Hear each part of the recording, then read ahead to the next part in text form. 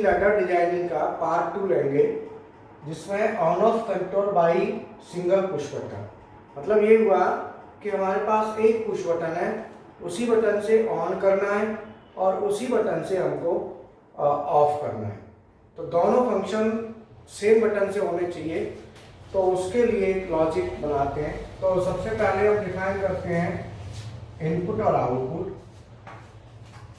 मान लो जो हमारी पुश बटन है,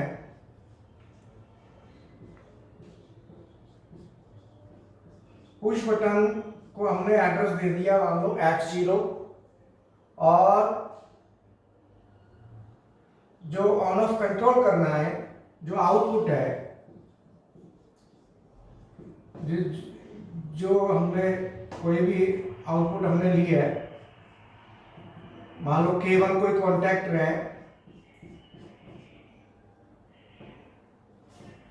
वो हमने ले लिया y0, ठीक है ना। तो x0 और y0 ये इनपुट है और ये आउटपुट है। अब एक ही बटन को हम पहली बार प्रेस करेंगे, तो इसमें क्या लॉजिक लिखना है हमने, इसका जो लॉजिक हमको चाहिए वो x0 फर्स्ट प्रेस, x0 को पहली बार प्रेस किया, y0 on, x0 second press, y0 of, ठीक है ना। तो अल्टीमेटली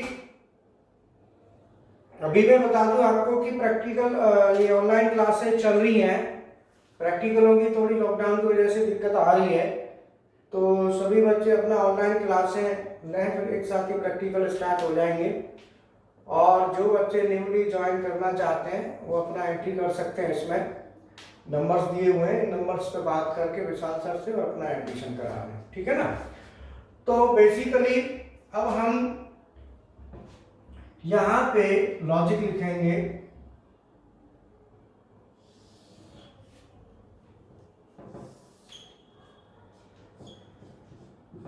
x0 का हमने एनो ले लिया,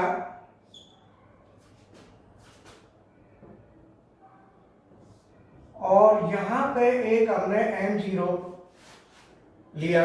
m0 बेसिकली ये फील्ड आउटपुट नहीं है, ये इंटरनल आउटपुट है, जिसका स्टेटस पीएलसी में हमको बाहर नहीं मिलेगा। इसके साथ m0 का हमने एनो ले लिया, m0 के एनो के साथ, और यहाँ पे m1 आउटपुट ऑन कराया। ये भी आउटपुट इंटरनल है, एक्सटर्नल नहीं है। और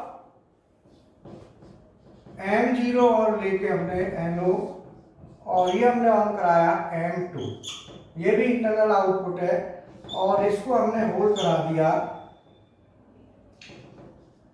m2 से, और m2 का एनो हमने यहां दे दिया, और m1 का एनसी हमने इसमें दे दिया, ठीक है ना। अब क्या है, इस m2 से हमने एनो लेके, m2 का एनो लिया और m2 के एनो से हमने y0 ऑन कराया। अभी क्या है, अगर हम पहली बार इस बटन को प्रेस करेंगे तो ये ऑन होगा, और इसी बटन को हम दोबारा प्रेस करेंगे तो ये ऑफ होगा। अल्टीमेटली क्या है कि इसी बटन से केवल एक बटन हमने लगाया है, एक बार प्रेस करेंगे तो ऑन और इसे दोबारा करेंगे तो ऑफ होगा। अल्टीमेटली कैसे होता है ये, इसमें अगर हम ऐसे ही इसको रखते हैं तो पीएलसी की जो स्कैनिंग होती है वो लॉजिक स्कैनिंग होती है। उसमें क्या होता है, बेसिकली यहां से स्कैनिंग जब चलेगी, यहां आएगी, फिर इधर आएगी, फिर इधर आएगी, फिर ये नीचे आएगी, और यहां से आगे फिर ये स्कैन। तो पीएलसी लॉजिक को एक सीक्वेंस में स्कैन करता है। अगर हम पीएलसी को रन मोड में डालें और पीएलसी की स्कैनिंग अगर हम देखें तो फर्स्ट स्कैन, मैं इसको इधर से ले लेता हूं, ठीक है। अगर हम देखें इस लॉजिक में फर्स्ट स्केल में क्या हो रहा है, फर्स्ट स्केल में M0 is equal to on, हमने बटन दबाया प्रेस किया है ना, तो M0 is equal to on, M1 PLC logic को ऐसे स्कैन करती है, पहले इसको स्कैन करेगी, ये देखा, इसके बाद फिर इधर जाएगा स्कैन, फिर इधर आएगा, ये कॉइल लगी हुई है तो ये NC बन गया, आगे गया। अब ये आगे गया तो ये अभी NO है, इसका NO है तो इसको नहीं लेगी, क्योंकि वो लॉजिक को सीक्वेंस में स्कैन करती है ऊपर से नीचे। अब इसका नंबर नहीं आएगा तो इसीलिए हमारा M1 क्या होगा, ऑफ होगा।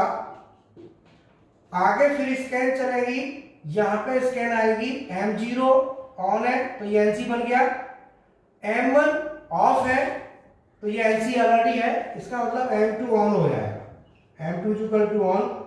और M2 अगर ऑन हो गया तो M2 ऑन होते ही Y0 is equal to on.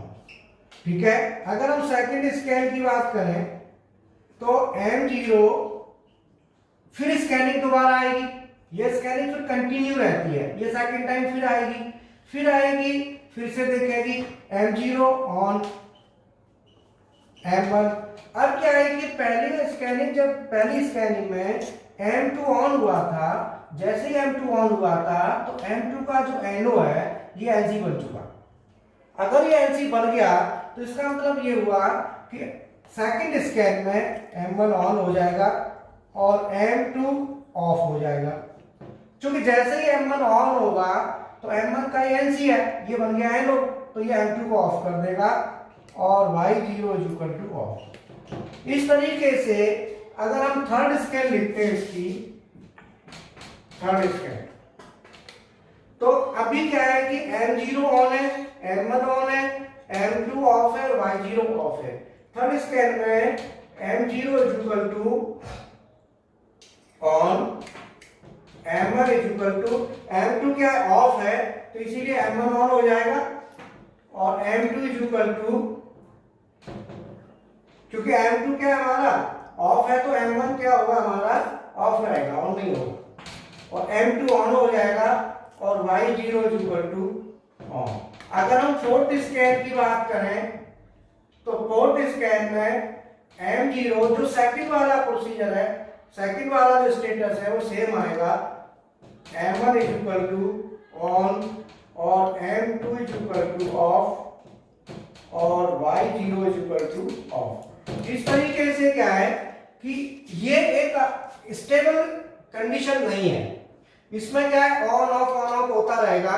तो यहां पे हम क्या करेंगे, X0 में एक राइजिंग एज डाल देंगे, इसको P से डिनोट करते हैं, rising edge, RISING, rising edge, EDGE, और राइजिंग पल्स।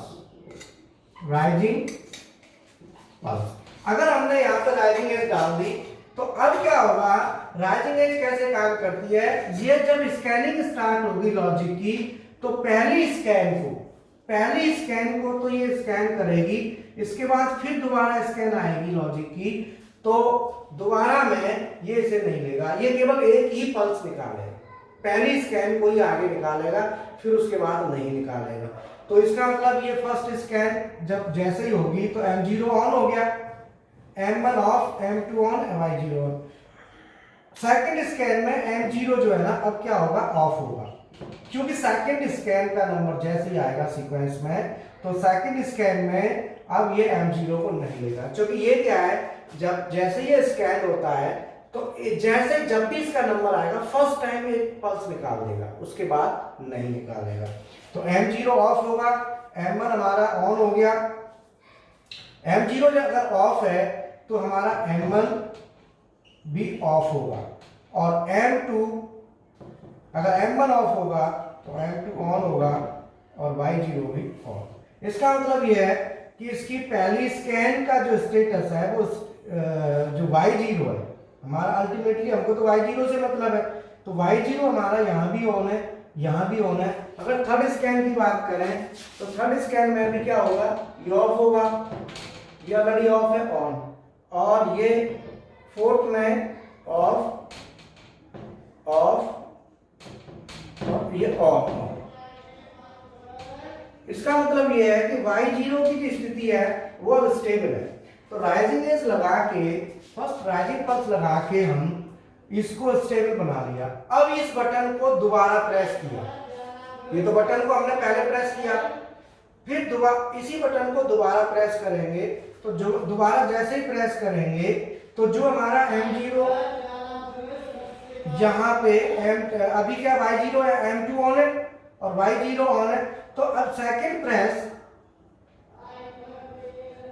F0 को